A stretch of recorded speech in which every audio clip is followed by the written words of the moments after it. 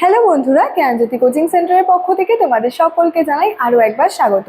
আজকের ক্লাসে তোমাদের সঙ্গে যে বিষয়টি নিয়ে আলোচনা করব সেটি হলো কে কবে অশোকের শিলালিপি পাঠোদ্ধার করেন এবং এই শিলালিপিগুলি থেকে কি কি বিষয় সম্পর্কে জানা যায়, এই বিষয়টা নিয়ে আজকের ক্লাসের মাধ্যমে তোমাদের সঙ্গে আলোচনা করব। ঠিক আছে? আচ্ছা, তবে আলোচনার বিষয় শুরু করার আগে তোমাদেরকে একটা ছোট্ট ইনফরমেশন দিয়ে রাখি। তোমরা যারা যারা ভাবছো আমাদের সঙ্গে এই সেমিস্টারে অনলাইনে যুক্ত হবে, তারা কর্নারে দুটো নাম্বার দেখতে পাচ্ছ, 7076398606 এবং 6295916282।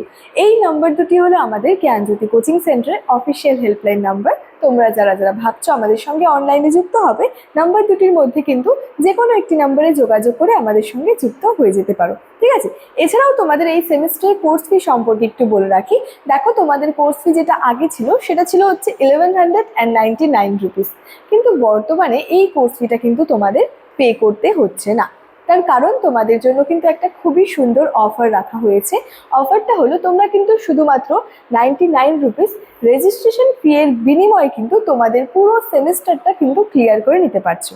তবে এই যে একটা অফার রাখা হয়েছে, এই অফারটা কিন্তু শুধুমাত্র প্রথম 100 জন স্টুডেন্টসের জন্যই কিন্তু রাখা হয়েছে। ঠিক আছে? অর্থাৎ সেকেন্ড সেমিস্টারের প্রথম 100 জন, ফোর্থ সেমিস্টারের প্রথম 100 জন এবং সিক্স সেমিস্টারের প্রথম 100 জন স্টুডেন্টসের জন্য এই অফারটা কিন্তু রাখা হয়েছে। ঠিক আছে? তো এই ছিল ইনফরমেশনের বিষয়। এবার সরাসরি আলোচনার বিষয় শুরু করছি। দেখো, প্রথমেই বলেছি আলোচনা করব অশোকের শিলালিপিগুলি সম্পর্কে, অর্থাৎ কে কবে অশোকের শিলালিপি পাঠোদ্ধার করেছিলেন এবং সেই শিলালিপি থেকে আমরা কোন বিষয়টা সম্পর্কে জানতে পারি। মূলত এখানে বলেছে, দেখো, 1837 সালে অশোকের লিপির প্রথম পাঠোদ্ধার করলেন জেমস প্রিন্সেপ। তাহলে কে অশোকের শিলালিপির পাঠোদ্ধার করেছিলেন?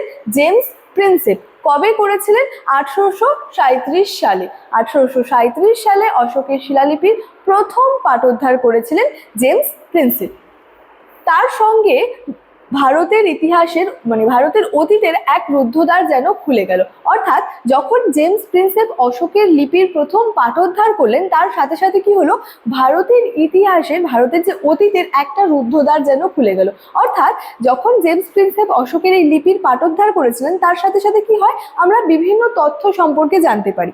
যার জন্য এখানে বলা হচ্ছে যে যখন জেমস প্রিন্সেপ এই অশোকের লিপির পাঠোদ্ধার করলেন, তখন কি হচ্ছে, ভারতের অতীতের একটা রুদ্ধদ্বার যেন খুলে যাচ্ছে। ঠিক আছে? বলেছে অশোকের ব্রাহ্মী লিপি ছাড়াও খরষ্টি, আরামাইক, গ্রিক বর্ণমালাতেও লিখিত শিলালিপিগুলি পরবর্তীতে কিন্তু পাঠোদ্ধার করা সম্ভব হয়েছে। অর্থাৎ অশোকের যে লিপিগুলি ছিল, এটা শুধুমাত্র যে ব্রাহ্মী লিপিতেই আর কি উৎকীর্ণ করা ছিল এরকম কিন্তু কোনো বিষয় নেই। সেগুলি কি ছিল? খরষ্টি, আরামাইক, এছাড়াও গ্রিক বর্ণমালাতেও কিন্তু লিখিত শিলালিপিগুলি পরবর্তীতে কি হয়েছে, পাঠোদ্ধার করা কিন্তু সম্ভব হয়েছে। ঠিক আছে? তো মূলত এতক্ষণ অবধি আমরা জানলাম কি, কে এবং কবে এই অশোকের যে লিপি বা শিলালিপির পাঠোদ্ধার করেছেন, এবং এই যে লিপির পাঠোদ্ধার করলেন তার সাথে সাথে কি হচ্ছে, ভারতের অতীতের একটা রুদ্ধদ্বার খুলে যাচ্ছে। তো মূলত আমরা কোন কোন বিষয় বা কোন কোন তথ্যগুলো সম্পর্কে জানতে পারছি? দেখো, এখানে বলেছে এই সব শিলালিপি থেকে জানা গেছে তার সাম্রাজ্যের আয়তন, অর্থাৎ সম্রাট অশোকের সাম্রাজ্যের যে আয়তনটা রয়েছে সেই আয়তন সম্পর্কে জানা যাচ্ছে তার লিপিগুলি থেকেই। এছাড়াও কি, শাসন ব্যবস্থা, সমসাময়িক বিদেশি রাজাদের সঙ্গে সম্পর্ক, অশোকের ধর্মনীতির মূল কথা। অর্থাৎ আমরা বিভিন্ন বিষয় সম্পর্কে জানতে পারছি সম্রাট অশোকের, যেমন কি সম্রাট অশোকের সাম্রাজ্যের আয়তনটা কেমন ধরনের ছিল, এর সাথে সাথে সম্রাট অশোকের শাসন ব্যবস্থা, সমসাময়িক যে বিদেশি রাজারা ছিল তাদের সঙ্গে অশোকের সম্পর্ক কেমন ছিল, অশোকের ধর্মনীতির যে মূল কথা, মূল বিষয়বস্তু কি ছিল, পরধর্ম সহিষ্ণুতা, পশু পাখি ও তরুলতা সম্পর্কে তার প্রগাঢ় সমতা এবং তার যে ঐকান্তিক যে আগ্রহ, এই সমস্ত বিষয়গুলো সম্পর্কে কি হচ্ছে, আমরা কিন্তু জানতে পারছি। ঠিক আছে? এর সাথে সাথে জানতে পারছি মৌর্য যুগের সামাজিক চিত্র এবং সম্রাটদের ব্যক্তিগত জীবনের কিছু দুর্লভ চিত্র।